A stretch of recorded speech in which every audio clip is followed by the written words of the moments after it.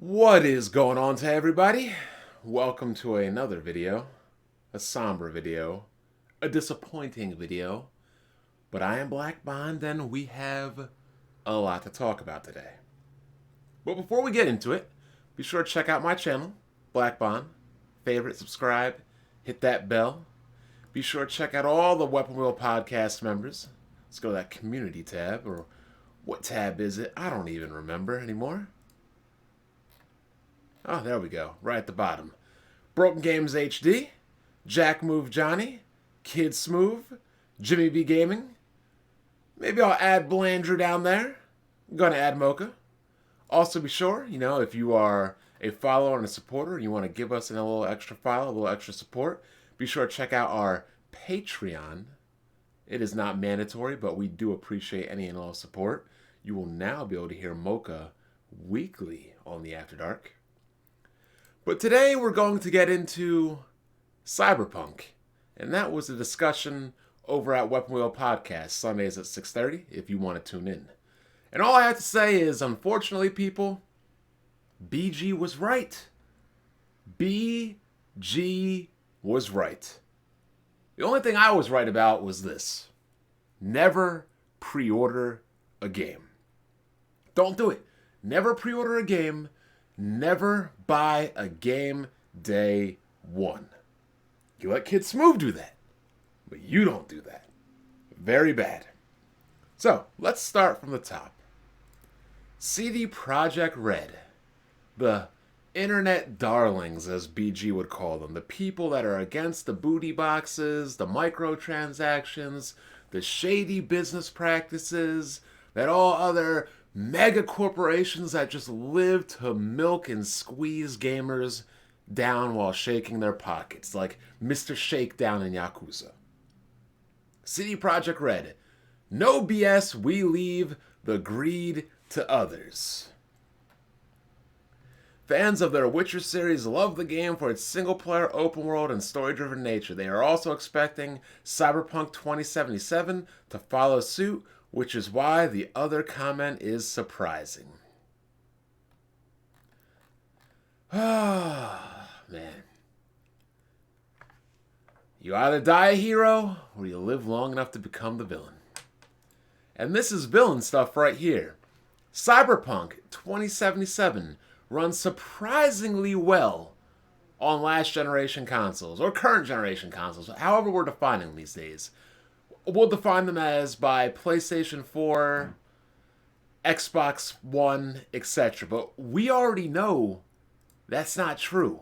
Judging by my last video, you can see right here, the frame rates video, that is not true. This game runs like garbage. Let's get some frame rates up here. Look at this. Look at this. How is that good? How is that good? CD Projekt joint CEO Adam Kaninsky has praised Cyberpunk 2077's performance on PlayStation 4 and Xbox One in an investor call. So not only did he lied to investors. The CEO went on to say, although the performance of these base consoles is lower than their Pro counterparts, the PS4 Pro and the Xbox One X, it's surprisingly good. We had those extra 3 weeks and we achieved a lot within the final stretch. So we believe the game is performing great on every platform. Of course, according to platform capabilities, but not every platform should be great. So this man, the CEO, literally sat up in an investor's call and straight up lied. Straight up lied. Because as we all can see, this game does not run well. It doesn't. How is that running well? Let's see what else we can find in this video. 15 frames per second on the Xbox One. How is this running well? This is not running well. And if you go online, you can see dozens upon dozens of glitches. Like this is a Bethesda game. Like this is Fallout 76. Maybe it should be called Cyberpunk 2076. And I'm sorry, as a huge fan of The Witcher 3, it is one of my top 10 games of all time, and as a huge fan of CD Projekt, this game could have probably been one of the best games ever had it been delayed another 6 to 12 months. But here's the reality of the situation. It wasn't. We can only judge a game based on what it was on the day of release. We can't come back a year, 2 years later and say, oh, now that the game is fixed. Because Smooth spent $60 on this game for me. And it's not a completed product. It's not a finished product. I'm running an AMD Ryzen 7 3700X and a RTX 3080. I can only imagine if you're playing on a console. I can only imagine if you're playing on a PS4 or an Xbox One, a Pro, or a Series or a One X. Embarrassing, disappointing, unbelievable, and fraudulent. This is also why they did not allow anybody to review or look at the last generation games or the current generation, the PS4 and the Xbox One, because they knew. This is exactly why for all the video reviews and stuff, you were not allowed to use your own footage. You had to use canned footage that was given to you because they wanted to control the narrative. They wanted to control the reviews. They wanted to basically pull the wool and the blanket over everybody's eyes so that you would see a PC game running in an environment that was not showing glitches and you would go out and buy the game. That is a lie.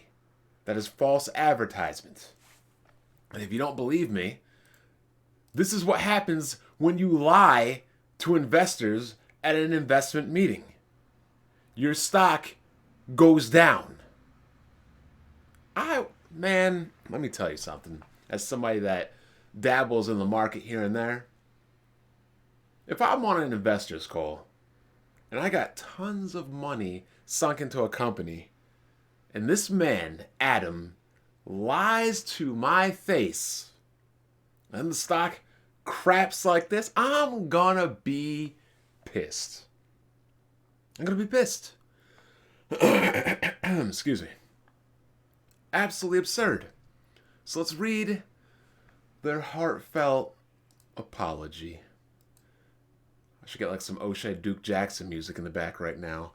Dear gamers, first of all, we would like to start by apologizing to you for not showing the game on base last gen consoles before it premiered, and in consequence not allowing you to make a more informed decision about your purchase. Why do you need to apologize? You knew it was wrong going in. There's no apology anymore. You knew what you were doing. We should have paid more attention to making it play better on the PlayStation 4 and the Xbox One. Now, I agree and I disagree. Let's see. Had they shown that the game was running like this on the PlayStation 4 and the Xbox One, then people would have at least known what they were buying, for better or for worse. They would have at least been able to make an educated decision on, do they want to purchase it or do they not want to purchase it? But what you did, CD Projekt Red, was you took away that decision-making process from the consumer. You did not allow them to make an informed decision. You, in fact, prevented them from making an informed decision. Whether the last generation games were actually competent or not. Whether they ran perfectly or ran like they currently do, in which they don't. You did not give them a choice. You did not give them adequate information to make an actual decision. So I don't want to hear we should have paid more attention to making it play better. No. That's not just the only reason. You should have given people the choice to make an informed decision, and you did not. Second, we will fix bugs and crashes and improve the overall experience. The first round of updates has just been released, and the next one is coming within the next 7 days. Expect more, as we will update frequently whenever new improvements are ready. After the holidays. After the holidays, we'll continue working. We'll release 2 large patches within patch 1 in January. There'll be a patch 2 filed in February. So let me stop right here. If you're going to be working after the holidays, this game wasn't ready. If you have a giant patch 1 coming in January and a giant patch 2 coming in February, at the earliest this game should have came out in February. And I'm not even sure it would have been ready then. But this goes right here to show you that this game came out at minimum 2 to 3 months too early. Together, these should fix the prominent problems gamers are facing on last-gen consoles. We've been informing you about the contents of each patch ahead of their release. They won't make the game on last-gen look like it's running on a high-spec PC or next-gen console, but it'll be closer to that experience than it is now. Finally, we'd always like everyone who buys our games to be satisfied with their purchase. Well, if you wanted everybody to be satisfied, maybe you should have delayed the game again and released the product in a quality form. Okay, so you released it early, you sold 8 million copies, you made money. But what did it cost you? Stock. But what did it cost you? Mind share.